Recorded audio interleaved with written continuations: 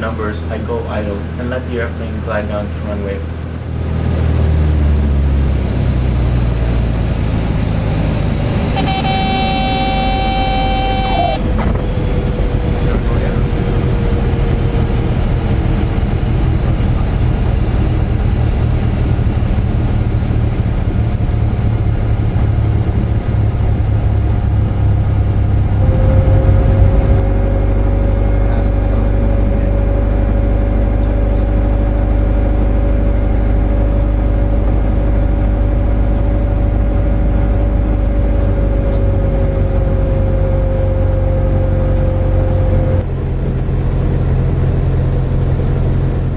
You can see the number of airplanes that FFTC actually owns.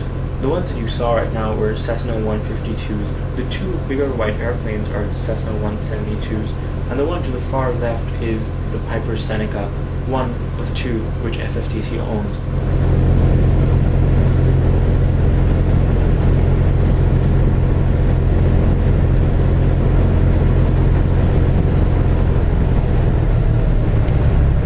The engine shutdown always involves putting the avionics off first so that we don't damage the radios.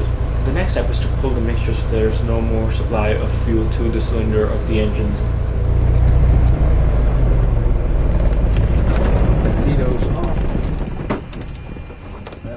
Good flight. Yeah, it was a good flight.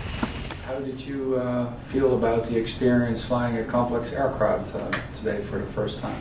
The landing gear was a bit difficult for the first flight, but it was nice. It was a different feeling, different airplane. It was good.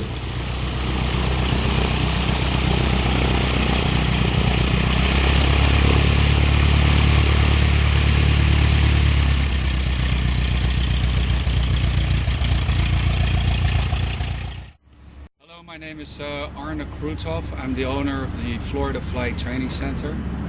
The Florida Flight Training Center is in Venice, Florida, and I started this flight school in 1992.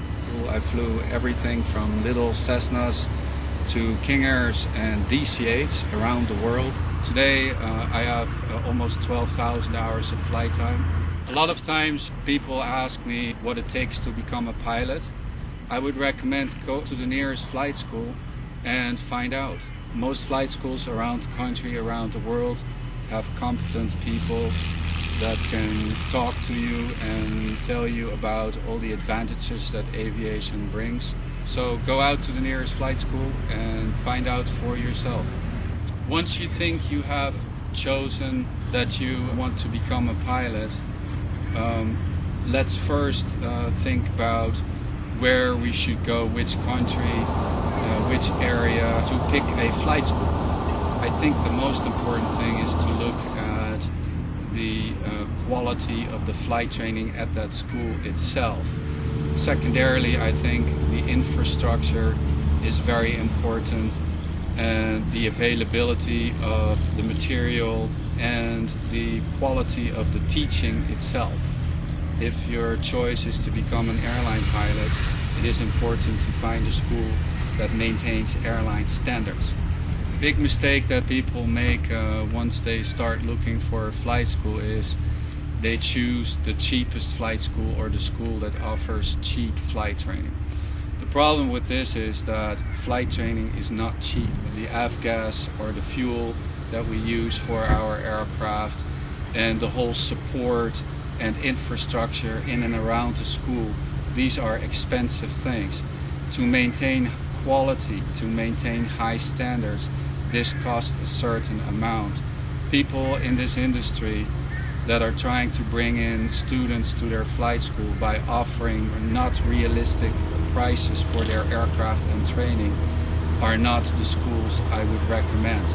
To put this a little bit more in perspective, let's assume you have the choice between two schools, and the school you like better has a training cost that is $10,000 higher than the other school that you don't like so much. $10,000 is 2 weeks or 3 weeks salary by the time you become a captain, and can quickly be earned back once we are professionals. A school with poor airplanes that have poor maintenance, bad teachers, or a poor infrastructure, perhaps has bad meteorological conditions for a big portion of the year, will cost in time so much more than these $10,000 that the choice should be to go for the school that is maybe a little bit more expensive, but will make you smile and happy every day you come to flight school, and will actually give you a good chance to go into this industry, be able to earn your salary without too many frustrations. The typical course here at the school would be somewhere between 6 and 8 months. This will take you from the private through the instrument through the commercial level. Of course, one would have to do other things after that to be able to get a first job with an airline. But typically after a year and a half, perhaps with a flight instructor rate in teaching for some 4 or 5 hours a day, this person would become eligible and would have a potential chance to get hired by a commuter or a major airline. Which means within a year and a half, this person could start earning money, executing the profession, the job that they dreamed of when they were younger. Another piece of advice to all of you out there, if your choice or your dream is to become an airline pilot, don't let the economy or the market discourage you from going to flight school. The typical aviation cycle is 6 to 7 years, where lots and lots of pilots are needed and then less pilots are needed. But the population is growing rapidly. Aviation is still the most popular and becoming more and more popular way to travel. Therefore, pilots will be needed, and pilot shortages will become an acute problem again in the near future. If you're thinking about learning how to fly in the United States, these are some of the beautiful things in this country. We have an incredible infrastructure. Every town, every village in this country has its own runways, its own airports where we can fly, and airports that we can use daytime and nighttime. These airports at nighttime have lights that we can activate while being in the air without paying anything extra. Landings, we can make as many as we like, as many as we think are necessary to become good pilots at no additional cost. In the United States, we don't pay for the service of airways, the use of airways. In the United States, we don't pay additional money for practicing an instrument landing procedure. This is the only country where services are for the pilots, and the whole system is designed and developed to support pilots. This is beautiful, this is unique.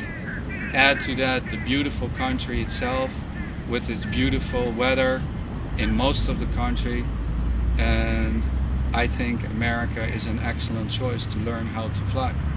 As a recommendation to the parents of all those youngsters out there that are dreaming about becoming a pilot, that maybe are afraid to talk to you and tell you that they want to become a pilot, please don't discourage them. Please allow them to go to the nearest flight school, to the nearest airport, and let them try to fly an airplane. And if this puts a great smile on their face, and if you see that there is this dream, find out the possibilities and what it will take so your son, your daughter can become a pilot. Often I get young people contact me who wear glasses, who are maybe overweight, short, tall, or maybe feel that they are not made for this profession. What we need to remember is, in aviation and in the pilot world, we look for stable, reliable, and loyal people who don't make mistakes once they're sitting in the cockpit of an aircraft. But for this, you don't need to be a Superman. So every average person coming out of school has a fair chance to fulfill this dream.